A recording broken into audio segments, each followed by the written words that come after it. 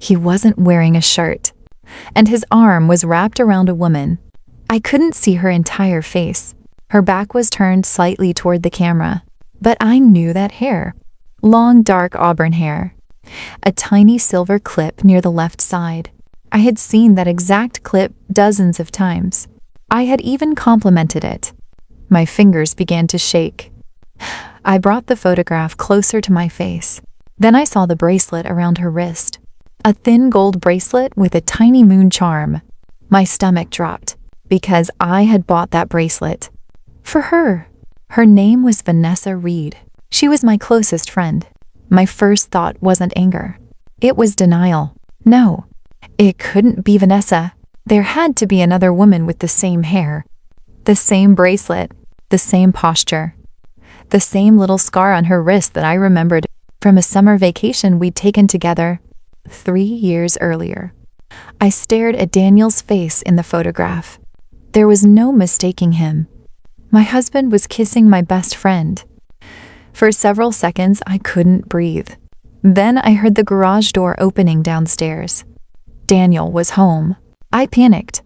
I shoved the photograph into the pocket of my jeans and wiped my face with both hands. Claire? His voice floated through the house. Upstairs? I hated how normal my voice sounded. A few seconds later, he appeared at the end of the hallway. He smiled. Hey, what are you doing? Cleaning. He walked toward me and kissed my forehead. His cologne was familiar, comforting. The same scent I had loved for 8 years. But that afternoon, it made me feel sick. He looked at the closet. You finally decided to attack that thing? I forced a laugh. Someone had to. He smiled. Then he reached for my waist. I almost stepped away. Almost. But something stopped me. I wanted to know how easily he could lie to my face. So I stayed.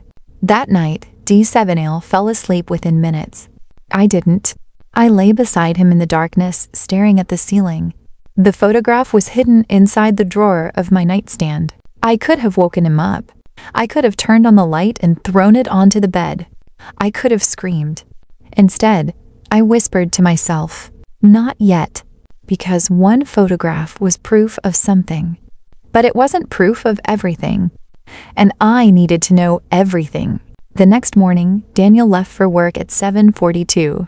I waited until his car disappeared from the driveway. Then I opened his laptop. His password was the same one he'd used for years, our anniversary. The first thing I checked was his email. Nothing. His work calendar. Nothing obvious. Then I opened his deleted messages. Still nothing. For almost an hour, I found absolutely nothing. I began wondering if I had made some terrible mistake. Then I noticed something strange. There was a second calendar connected to his account.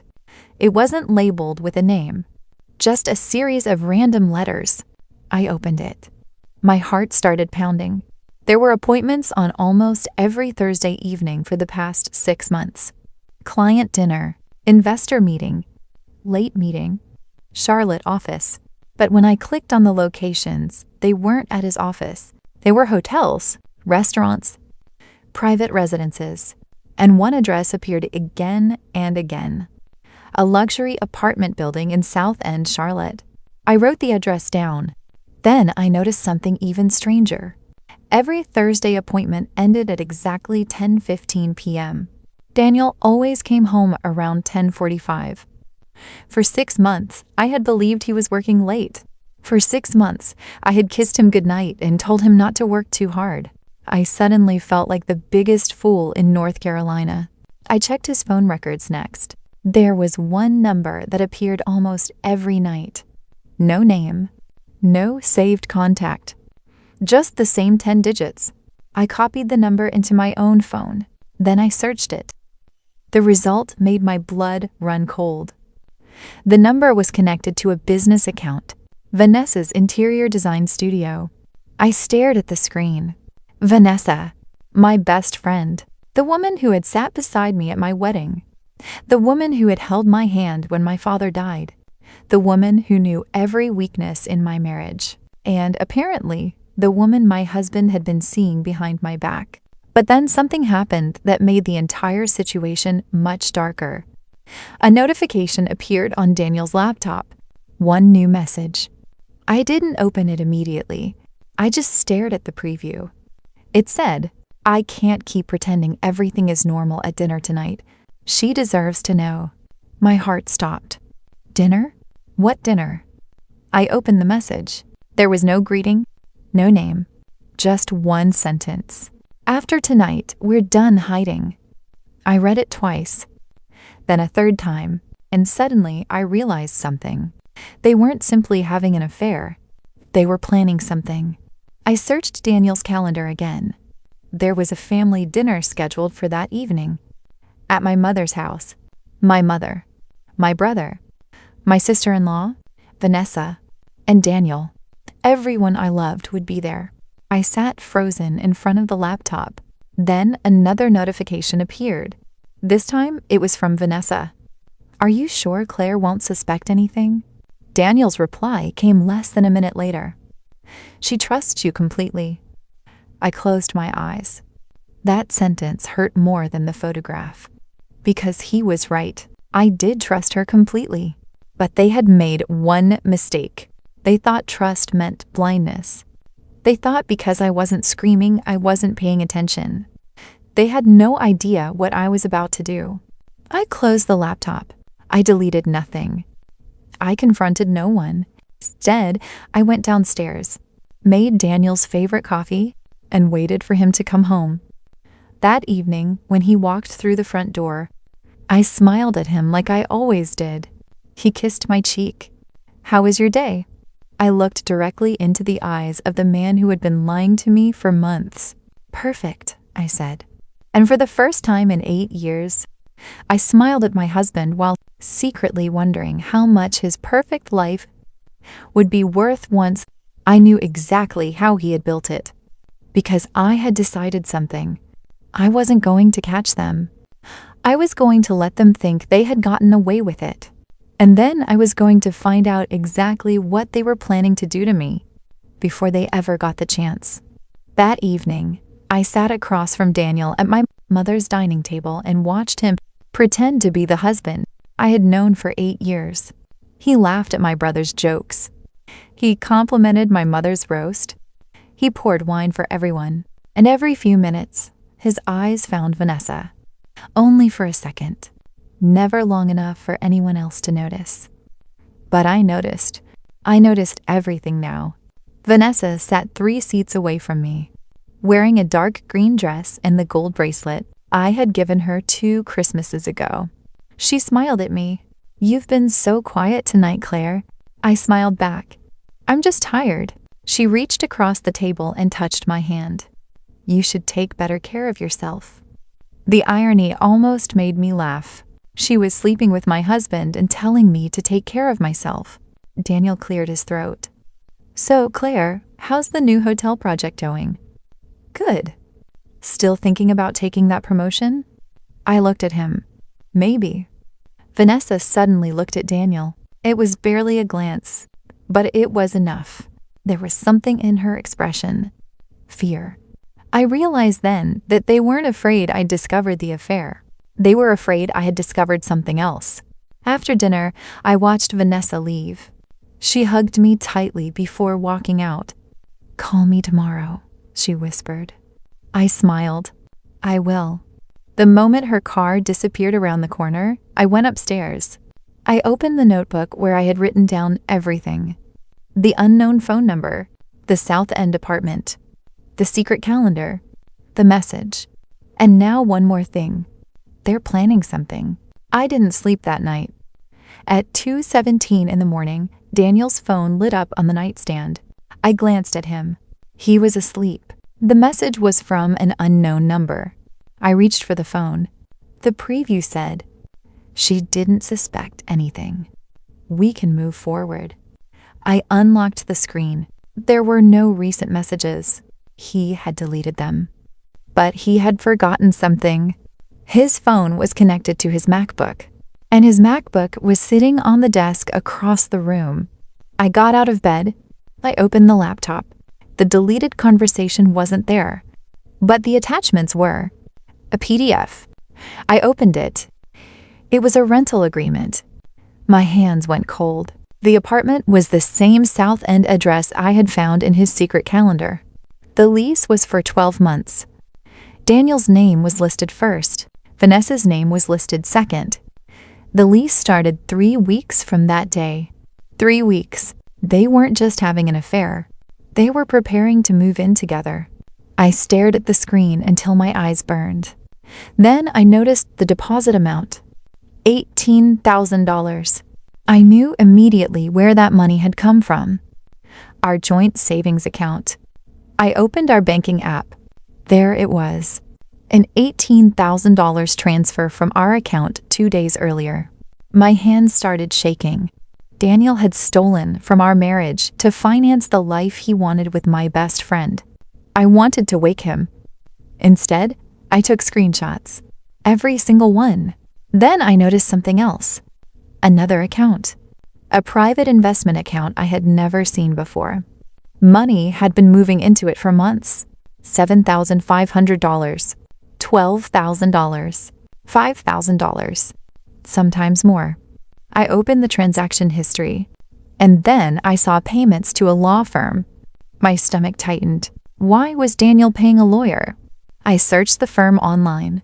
It specialized in divorce and asset protection. I sat completely still. He wasn't just planning to leave me. He was preparing for the divorce before I even knew there was a problem. And suddenly, every strange moment from the past year started making sense. The questions about my income, the sudden interest in our house's value, the time he asked me whether my name was still on my mother's property, the conversation about keeping finances clean, the way he had recently encouraged me to spend more from our joint account. He had been preparing for me to be blindsided. I closed the laptop. My heart was breaking, but something else was taking its place. Clarity. If Daniel was preparing for war, I needed to stop acting like he was planning a vacation. The next morning, I called my friend Melissa. She was a family law attorney in Charlotte. I didn't tell her everything over the phone. I simply asked, if someone thinks their spouse may be hiding assets, what should they do before confronting them? There was a long silence. Then she said, Claire, don't confront him yet. I swallowed. Why? Because once he knows you know, whatever evidence you could have collected may disappear. I looked toward the bedroom. Daniel was still asleep. How much should I collect? Everything you can legally access. Bank statements, tax returns, property documents, insurance records, anything connected to shared accounts. I wrote every word down. Then Melissa added, and Claire? Yes? Don't do anything impulsive. Protect yourself first. I thanked her and hung up. That was the moment I stopped thinking about revenge. I started thinking about survival. For the next 2 weeks, I became invisible. Daniel saw the same wife every morning. I made his coffee. I kissed him goodbye. I asked about his meetings. I listened when he complained about traffic. I even helped him choose a suit for an upcoming business event. But every night after he went to sleep, I worked. I copied our financial records. I downloaded our tax documents. I photographed property paperwork. I made a complete list of every shared asset. And then I discovered something that changed everything. Daniel had been transferring money into Vanessa's business account. Not once, not twice, 17 times. The payments were disguised as consulting fees, but the amounts matched the dates of their hotel stays. I printed every transaction. Then I looked at Vanessa's design company. She had recently announced that she was about to receive a major contract from a luxury hotel group in Charlotte. The announcement was all over social media. She called it the biggest opportunity of her career. But I knew something she didn't know. The hotel group was one of Daniel's company's biggest clients. And 3 weeks earlier, Daniel had emailed their executive director. The subject line was, Vanessa Reed, recommendation. I opened the attachment. Daniel had written an enthusiastic recommendation for Vanessa. He described her as one of the most talented emerging designers in the Southeast. I almost laughed. Vanessa was talented, but that wasn't why Daniel was helping her. He was building her a career while secretly building a life with her. And then I found the part that made me finally understand the full plan. There was another document attached, a draft agreement. If Vanessa received the hotel contract, Daniel would receive a private percentage of the consulting revenue through a separate company. They weren't only cheating, they were making money from it. My marriage wasn't the only thing they were betraying. They were using Daniel's position, my family's trust, and our shared finances to build their future. I printed the document. Then I placed it inside a folder. On the front, I wrote one word: proof. But I wasn't finished, because there was still one question I couldn't answer. Why had Vanessa asked Daniel? She deserves to know. What exactly did she think I deserved to know? I searched the old messages again, and this time I found a conversation from 3 months earlier. Vanessa had written, "What happens to Claire when we move?" Daniel replied, "She'll be fine. The house will go to her. I've already figured out the rest." I read it twice. Then I noticed another message beneath it. Vanessa and her career? Daniel, she won't have time to fight me. Once she knows about the money, she'll be too overwhelmed. I felt something inside me go completely cold. They had planned my reaction. They had planned my weakness. They had even planned how I would behave after they destroyed my marriage. They didn't see me as a person anymore. I was a problem they needed to manage. I closed the laptop. Then I opened a blank document on my own computer. At the top, I typed, "The truth about Daniel and Vanessa." Underneath it, I created 3 sections: financial evidence, relationship evidence, their future plan. By midnight, the document was 37 pages long, but there was still one thing I hadn't done. I hadn't told my mother. I hadn't told my brother. I hadn't told anyone in Daniel's family, because I knew exactly what would happen if I did. People would confront them. Daniel would destroy the evidence. Vanessa would cry. They would tell everyone I was paranoid. And somehow I would become the villain. So I stayed silent. For now. 3 days later, Daniel came home with a smile. "Claire, I have exciting news." I looked up from my laptop. "What happened?" "I've been offered a promotion." I smiled. "That's wonderful." He leaned down and kissed me. "And there's going to be a celebration next month." I wrapped my arms around him. "Of course we'll celebrate." He had no idea, because while he was planning a celebration for himself, I was already planning the night his entire secret would finally come to light. And this time, I wasn't going to confront him privately. I was going to make sure everyone who had believed his lies would hear the truth at the exact same time. But before I could do that, I needed one final piece of evidence, and finding it would lead me somewhere I never expected, straight to Vanessa's office. I had spent 2 weeks collecting evidence, but there was still one question that wouldn't leave my mind. Why had Vanessa said I deserved to know? Not why she was afraid I'd discover the affair. Not why she was worried about losing Daniel. That sentence was different. It sounded like there was something about me that they had been discussing behind my back, something I didn't know. So on Monday morning, I drove to Vanessa's design studio in downtown Charlotte. I didn't go there to confront her. I went because I needed answers. Her office occupied the 2nd floor of an old brick building near South Tryon Street. Through the glass windows, I could see mood boards, fabric samples, framed architectural sketches, and photographs from projects she had supposedly completed all over North Carolina. I had been there dozens of times. I had helped her choose paint colors for that office. I had even bought the small brass desk lamp sitting beside her computer. Standing outside that door now felt completely different. I walked inside. Her assistant looked up. "Claire, what are you doing here?" I smiled. "I wanted to surprise Vanessa. She's in a meeting." "That's okay. I'll wait. I sat in the reception area. 10 minutes passed. Then 20. I watched employees move in and out of Vanessa's office. Finally, her assistant said she had another meeting and would be gone for about an hour. I nodded. No problem. The moment she left, I stood up. I didn't touch anything I wasn't supposed to. I simply looked around.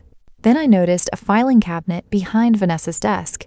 One drawer was slightly open. Inside were project folders. Most were labeled with client names, but one folder had no name, only a date.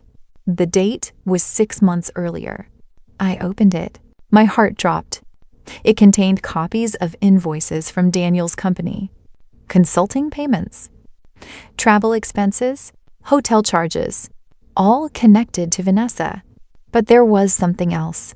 A printed email from Daniel. The subject line read, "Once Claire signs." I read the first paragraph, then the second, and by the time I reached the bottom, my hands were trembling. Daniel wasn't only planning to divorce me. He was trying to make me sign away my rights to a portion of our business investments. The document described the transfer as a voluntary restructuring of marital assets. But the wording was complicated enough that I would never have understood what I was actually signing without a lawyer. At the bottom was a note from Vanessa. "She'll sign if you tell her it's necessary for the company." I stared at those words. She knew. She knew exactly what he was planning. And helping him. I photographed every page. Then I noticed a second folder. This one was labeled Morgan Property, my surname. My hands went cold. I opened it. Inside was information about my mother's house, the property my parents had spent 30 years building, the property where our family had celebrated birthdays, Thanksgiving dinners, and Christmas mornings. Daniel had been researching it. Why? I turned the pages. There were property records, tax documents, a valuation report, and a handwritten note. If Claire receives the inheritance, she won't have enough liquidity to challenge the settlement. I had to sit down. This wasn't an affair anymore. This was a plan. They had been calculating how much money I would have left after the divorce. They had been planning around my inheritance. They had been treating my life like a spreadsheet. And suddenly, I understood something terrifying. They didn't just want my husband. They wanted everything that came with him. The house, the investments, the business connections, and possibly my family's money. I took photographs of the documents and carefully returned everything exactly where I'd found it. Then I saw something sitting underneath the folder. A small envelope. My name was written across it. Claire. I froze. For several seconds, I didn't touch it. Then I opened it. Inside was a handwritten letter from Vanessa. It wasn't addressed to Daniel. It was addressed to me. I started reading. She wrote about how she had always envied my life, my marriage, my confidence, my family, even my ability to walk into a room and make people listen. She said she had spent years feeling like she was standing in my shadow. Then came the sentence that hurt more than everything else. She wrote, "Daniel made me feel like I could finally become the woman you always were." I stopped reading. I folded the letter. There was no apology, no real remorse, just jealousy disguised as justification. I put the letter into my bag. Then I heard the office door open. I froze. Footsteps approached. Vanessa. I quickly placed the folder back. I stepped away from the cabinet just as she entered. She stopped when she saw me. Her expression changed instantly. "Claire?" I smiled. "Surprise." She stared at me. "What are you doing here?" "I wanted to see you." Her eyes moved toward the filing cabinet. Just for a second. But I saw it. She knew. She knew I had been near it. "Are you okay?" she asked. "Better than ever." I watched her face carefully. She looked nervous. Then she smiled. "You've seemed different lately." "Different how?" "Calmer." I laughed softly. Maybe I've just stopped worrying about things I can't control. She stepped closer. Claire, is something wrong? I looked directly into her eyes. Why would anything be wrong? She didn't answer. For a moment, neither of us moved. Then I smiled. I'll let you get back to work. As I walked toward the door, she called after me. Claire? I turned. Yes? She hesitated. Then she said, I hope you know I'd never intentionally hurt you. I smiled. I know. And then I left. The moment I got into my car, I started crying. Not because I believed her, because I finally understood how long she had been lying. That afternoon, I met Melissa again. I showed her everything. The financial documents, the property records, the draft agreement, the letter. She read through the evidence carefully. When she finished, she looked at me. Claire, this is much bigger than infidelity. I know. You need to protect your assets immediately. I already moved some of my personal funds. Good. She paused. But don't make any major transfers without legal advice. I nodded.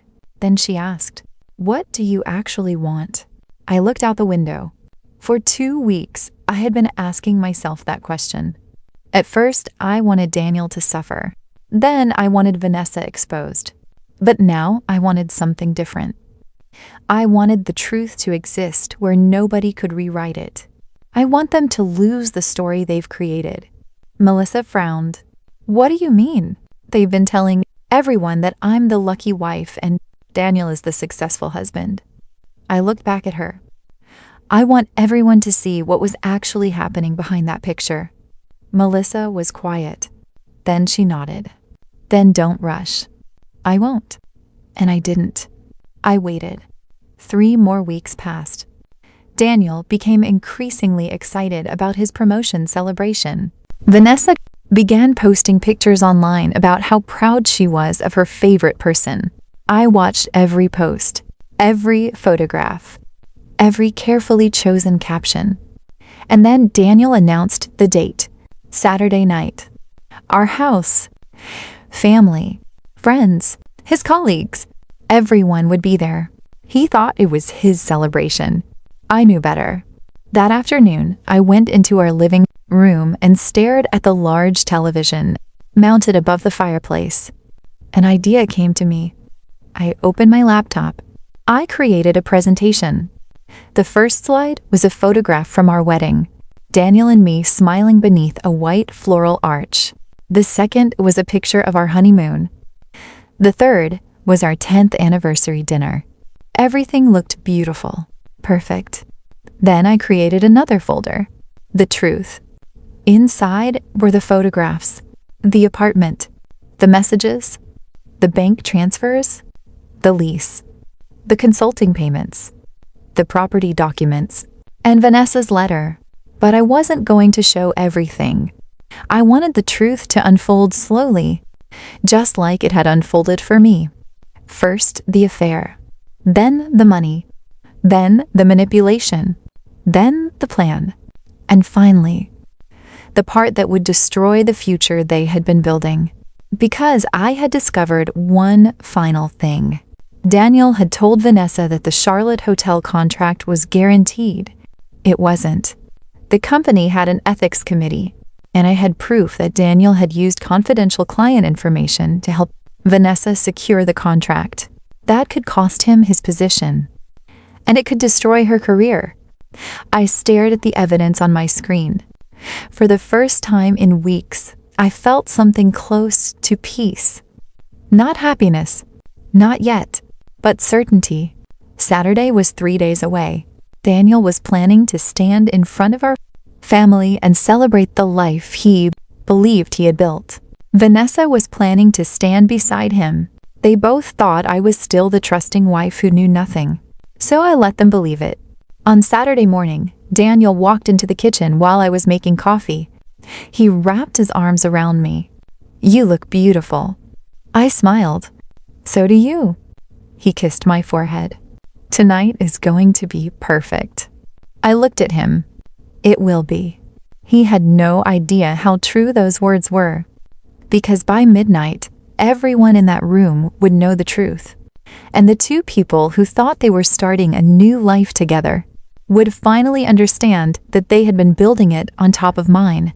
That evening, I put on a simple black dress. I looked at myself in the mirror. For the first time in months, I didn't see a betrayed wife. I saw a woman who had survived the worst thing she had ever imagined. I picked up the remote for the television. Then I placed the evidence folder inside my handbag. And before walking downstairs, I whispered to myself, "Let them smile. Tonight, they won't be able to hide behind those smiles anymore." By 7 o'clock, our house was full. My mother brought flowers. My brother arrived with his wife. Daniel's closest colleagues came dressed in suits and expensive dresses. Even Vanessa arrived early. She walked through the front door wearing a black silk dress and a smile that looked almost innocent. "Claire," she said, hugging me, "you look beautiful." I smiled. "So do you." She held me for a second longer than necessary. Then she whispered, "Everything is going to work out." I looked over her shoulder at Daniel. He was watching us. "Yes," I said quietly, "everything is." She smiled and walked away. None of them knew. The dining table was covered with white linen. Candles flickered between crystal glasses. There was expensive wine, a 7-course dinner, and soft music playing in the background. It looked like a celebration. And in a way, it was. Just not the celebration Daniel thought it was. At 8:30, Daniel stood at the head of the table. He raised his glass. "To my wife." Everyone smiled. I lowered my eyes. Daniel continued, "Claire has supported me through every difficult moment of my career.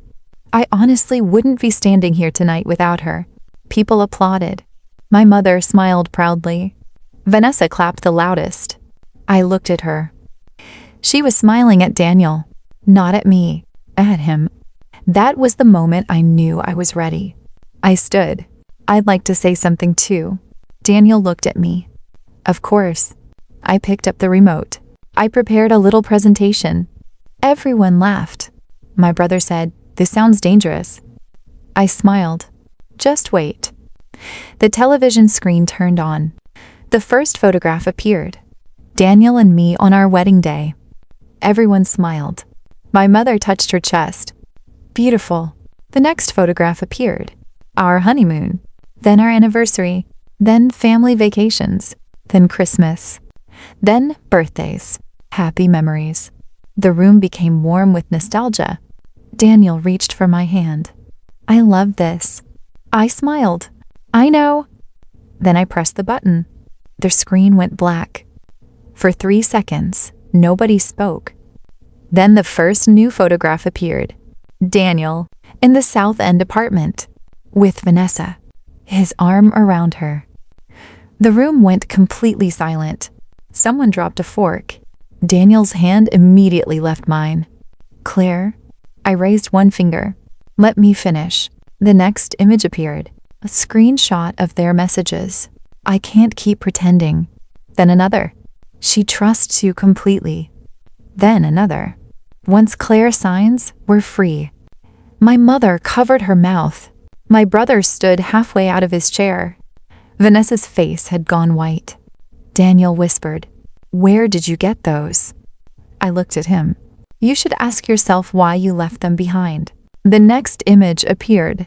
The 12-month apartment lease. Daniel's name. Vanessa's name. Both clearly visible. Then the bank transfer. $18,000 from our joint account into the account connected to their apartment. My brother looked at Daniel. "You stole from your own wife?" Daniel shook his head. "It's not what you think." I almost smiled. It was exactly what I thought. The next slide appeared. 17 payments from Daniel's private account to Vanessa's company. Then the confidential email. Then the consulting agreement. Then the property documents. My mother stared at the screen. "Claire?" I turned toward her. "I'm okay, Mom." Then I pressed the remote one final time. Vanessa's handwritten letter appeared. The room became completely still. I read one sentence aloud.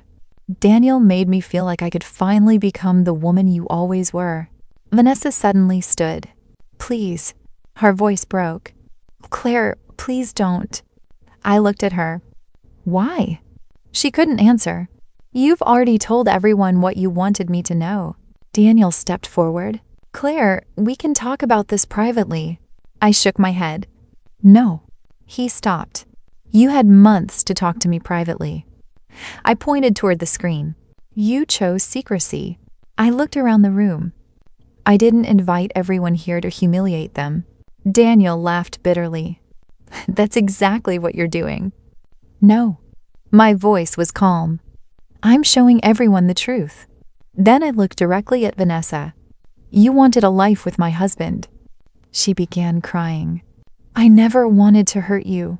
But you did. You don't understand. I understand everything. I took a breath.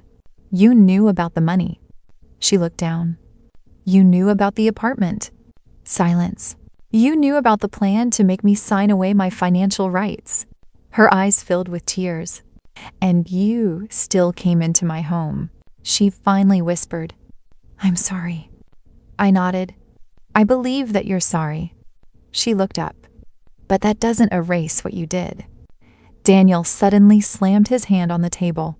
Enough! Everyone jumped. He looked at me with anger. You think you've won?